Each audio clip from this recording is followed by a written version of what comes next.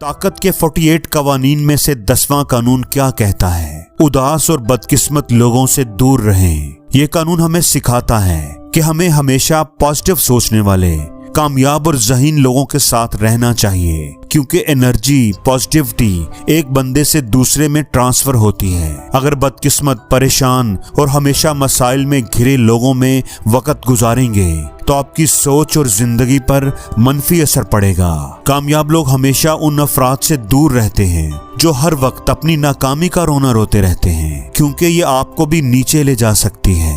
اس کے برعکس خوشحال اور باہمت لوگوں کے ساتھ رہنے میں آپ میں بھی وہی توانائی آتی ہے جو کامیابی کی طرف لے جاتی ہے۔ یاد رکھیں، غلط لوگوں کے ساتھ رہنا آپ کی ترقی کو روک سکتا ہے، اس لیے اپنے آس پاس کے لوگوں کو دانشمندی سے چنیں۔